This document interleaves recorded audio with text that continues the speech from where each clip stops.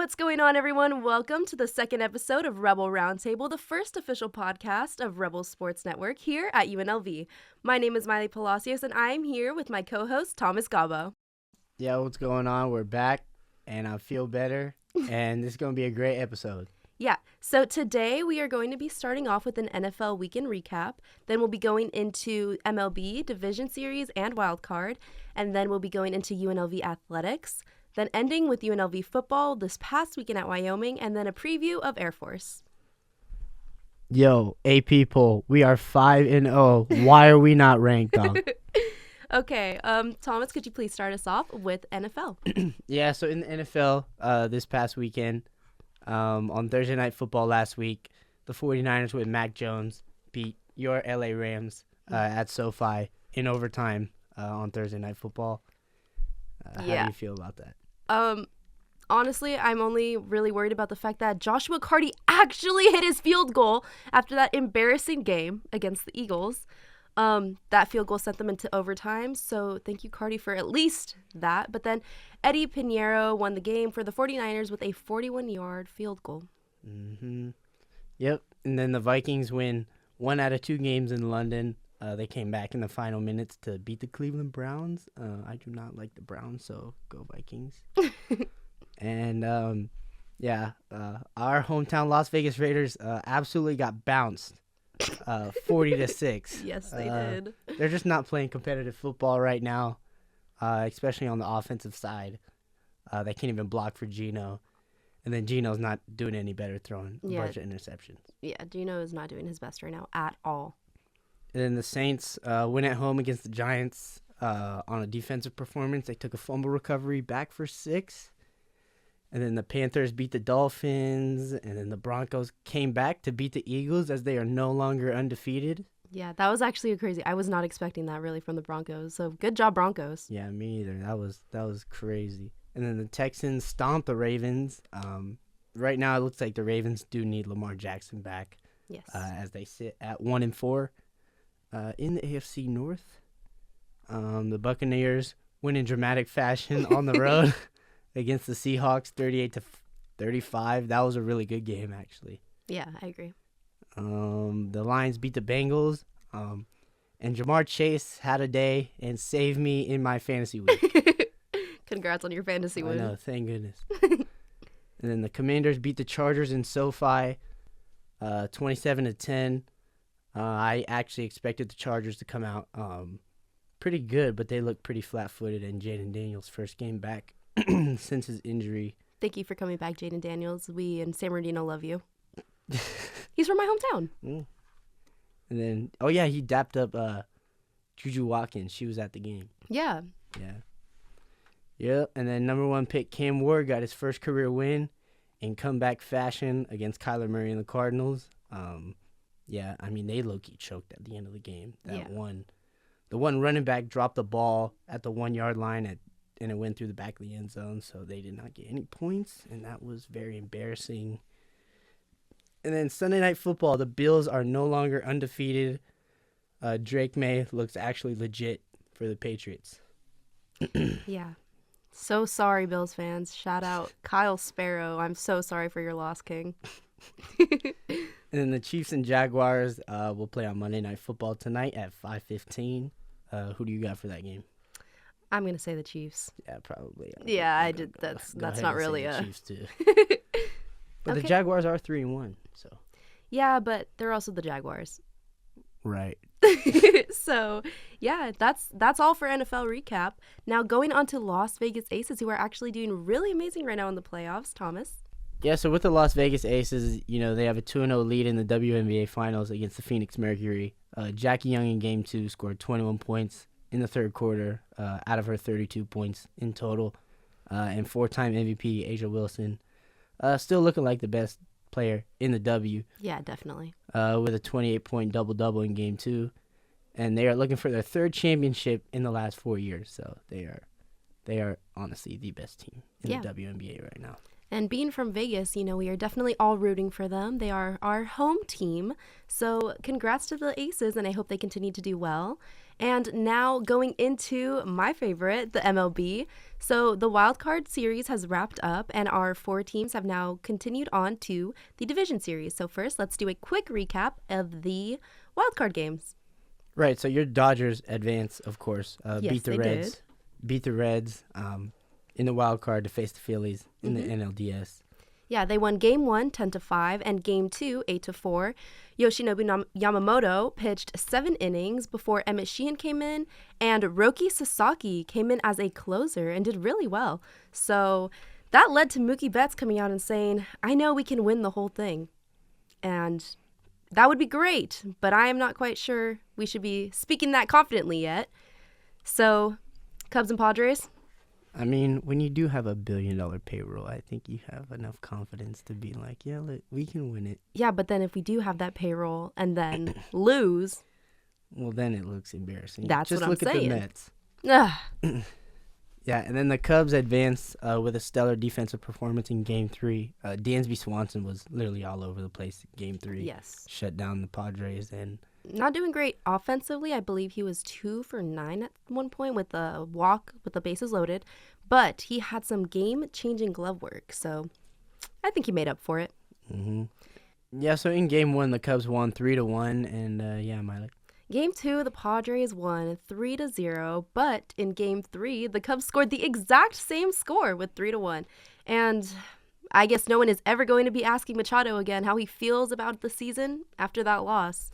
No, he got real upset and wanted to crash out against that reporter. I feel like Machado just always wants to crash out. Yeah, Machado just is a crash out. Yeah, he is. Yeah. Most certainly. Bro does not have his sportsmanship. And I could say that. Bro was a Dodger, but Well, yeah. I mean, he has a past of being kind of like a dirty player. But, yeah, injuring people with his slides. Yeah. Moving on to the Guardians and the Tigers. Previously, the Tigers, they actually made some postseason history because they lost 5 straight series before going into the postseason, 2 of those being sweeps. 7 of their final 8 series lost, and with that, an 8-game losing streak. But then going against the Guardians, their first game they won 2-1, second game they lost 6-1, and then the Tigers came back to move on to the next series 6-3. Right. It really helps when you have, possibly the Cy Young winner, Tarek Skubal, over there holding it down in the starting rotation for the Tigers. And, Yeah. He actually pitched last night, too. Yeah, they definitely needed that confidence boost winning that first game, I think, to be able to hold them out through this next series. So, I mean, I don't really know how they're going to do with this next series. They're currently tied, but we'll get into that soon. Then Yankees versus Red Sox. The Red Sox, won their first game 3-1. Then the Yankees came back and won their second and third game 4-3 and 0-4. Right. We had a masterclass pitching performance from Cam Schlittler in Game 3. Had that whole crowd in the Bronx hyped. Now moving on to the division series, the Dodgers versus the Phillies. The Dodgers had a bit of a scary start. Teoscar Hernandez allowed 2 runs to score after lack thereof a lazy play in the outfield. And JT Realmuto also scored after a sacrifice fly. So the Phillies were leading 3-0. Then Kike came out in the 6th inning and hit a RBI double, allowing Freddie Freeman and Tommy Edman to score. That made the score 2-3. And after his fumble in the 2nd inning, Teoscar Hernandez came out with a 3-run homer to score and made the final score 5-3. I mean, especially going down there into Philadelphia, hostile environment, Dodgers might have been a little bit nervous, but, Sea of red in that stadium. Yeah, exactly. They have most likely the NL MVP over there in Shohei Ohtani, who's getting it done pitching, and he's the DH for them, and he's unearthly, honestly. Yeah, unreal. Yeah. But Brewers and Cubs, my other team, the Brewers came out ridiculously strong. Michael Busch did score for the Cubs with a homer in the top of the first, but then the Brewers responded immediately with 6 runs in the first inning. None of those runs were scored by a home run, all RBIs. And then Caleb Durbin expanded that RBI with expanded the score, with an RBI double, allowing 2 more to score. Jackson Cheerio piggybacked off that for the final score of the game for the Brewers, making that the 9th run. The Brewers were able to score. The Cubs were able to score after 2 homers from Ian Happ and Nico Horner, but damage was already done. Final score 9-3. Right, exactly. And Freddie Peralta looked pretty good in that game pitching, but yeah, it was a blowout. Yeah, definitely. And with the Blue Jays, they faced off against the Yankees in Game 1 and 2. Alejandro Kirk, unlikely hero, with a multi-home run game in Game 1. That honestly had me shook. I was like, this dude has had, I believe, a homer in 4 straight games. Yeah.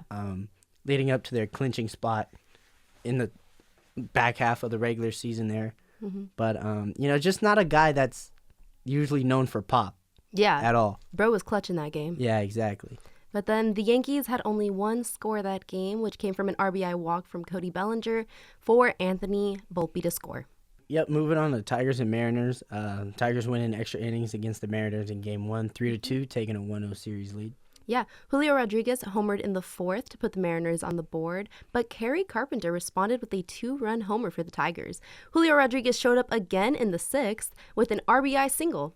And then they went into extra innings with the tied game. Then Zach McKinstry ultimately won the game for the Tigers with an RBI single to win 3-2.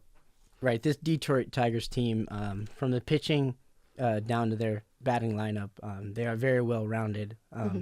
Hence that they were up 20 games in the regular season at one point. And the Mariners win in Game 2, 3-2. Same score, but just flipped. Yeah. Jorge Polanco homered for Seattle in the 4th inning and again in the 6th. 2-homer game for that man. And then Spencer Torkelson had an RBI double, allowing 2 runs to tie the game. Julio Rodriguez showed up again. Bro had a really great series, and he had an RBI double for Cal Raleigh to score and win the game. So, as of right now, the Tigers and Mariners are currently tied 1-1. Now moving on to our local sports, we have our UNLV Athletics. They had no games September 29th, 30th, or October 1st, so they came back on October 2nd with women's soccer playing at Wyoming and tied 1-1. Women's volleyball played at Reno with 4 sets and won 3-1. On October 3rd, men's tennis played at Mountain West Fall Qualifier through the 4th, and women's golf played at Ron Moore Intercollegiate through the 5th and ended in 14th place.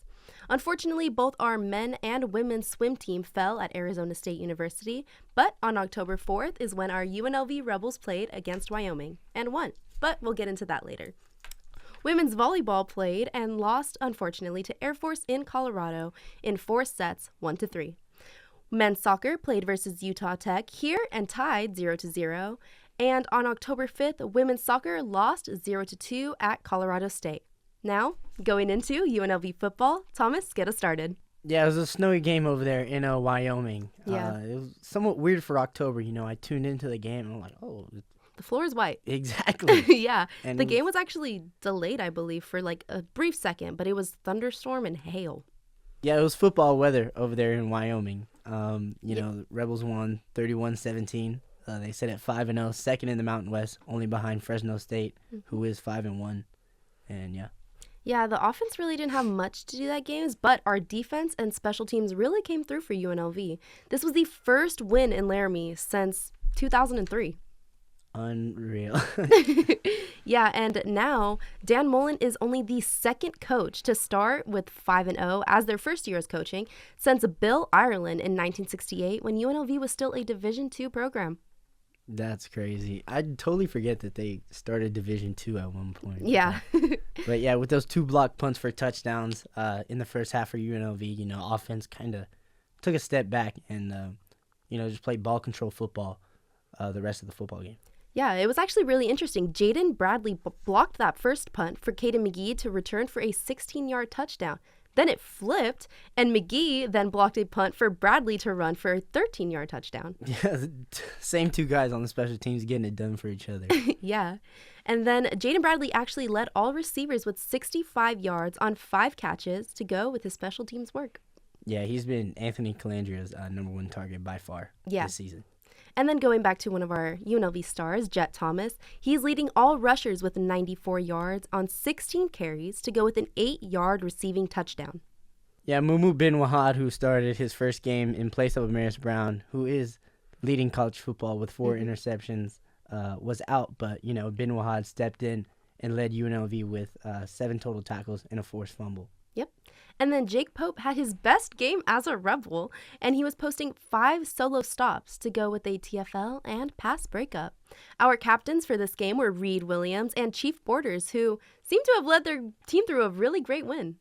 Yeah, Chief Borders, he is an insane name, but he is a lockdown corner over there. Yeah. And yeah, hey, the AP poll. We are still unranked as one of the 20 undefeated teams in college football. Get it together over there, dude. Yeah, it's actually that's not cool. Yeah. I don't know what else to say other than that. It's really not fair. One of 20 teams unranked. Yeah, and we still have teams like Florida State who are 3-2 at 25th. Yeah. We have to lock in, please. Please. We need a ranking, please. Because UNLV also leads the nation in 9 road victories since the start of the 2024 season. Get it together. UNLV is currently 5-0 and 1-0 in the Mountain West Conference, with Wyoming now falling to 2-3 and 0-1. Yeah, and Coach Mullen had an interesting quote to say after the game. Yeah, he quoted, "Our special teams were huge tonight, and the conditions were tough. You have to win with offense, defense, and special teams, and our special teams certainly won us the game. I thought defensively we played well. Offensively, when we needed some good drives, we delivered, but we had some inconsistency and mistakes. We'll take 5-0. And now moving on to Air Force at UNLV football on October 11th. We'll both be at that game for RSN, so stay tuned in to the Rebel Report IG for all the good stuff. I'll be your digital reporter, so I'll be updating everyone on the story. And I'll be the photographer. Yeah. And UNLV is still not ranked in the top 25. Undefeated. Going into this game, Air Force is 1-4. They lost their last 4 games, including their latest one against Navy, 34-31. Offensively, they are very competitive. They do average around 40 points a game. And defensively, there's areas to work on there as they give up around 40 points a game. And, disciplines and turnovers really hold this team back from being competitive in the Mountain West. But UNLV cannot take this opponent lightly and ultimately fall into a trap game and really be out of the rankings that they should even be in. Either way, it could be an offensive shootout as both these teams' offenses are very efficient. Now let's take a look at the Air Force scores because, as you mentioned, they have been pretty close with most of their opponents. Their first game, they played the Bucknell Bison and won 49-13. They went on to play Utah State at Utah State and lost 49-30. They then played at home against Boise, losing 49-37. Then again, playing at home against Hawaii, 44-35. Then, as you mentioned, the latest game, they played Navy away and lost 34-31. They have a cumulative 36.4 points per game in total, but as their away scores, they average 30.5. Our UNLV Rebels currently have a cumulative points per game of 35.6, and at home, they average 34. So, unrelated to stats, who do you think has this game? Yeah, I really do feel like UNLV is going to come out offensively and light up the scoreboard. Final score prediction, probably 42-28 UNLV. Yeah, I really hope UNLV does win this game. I feel like they deserve to be ranked because they're undefeated. But I'm just going to make the simple prediction that UNLV is going to win 37-31 just because the Air Force has a away points per game of averaging around 31, and UNLV has a average points per game of 34 at home, adding just a field goal, 3 points, just because they do have the home advantage. So I will stand by my prediction of 37-31.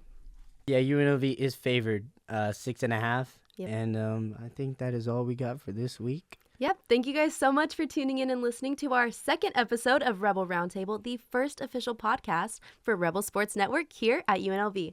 I'm Maile Palacios. And I'm Thomas Gobbo. Thank you guys so much. See you next week. See ya. Bye-bye.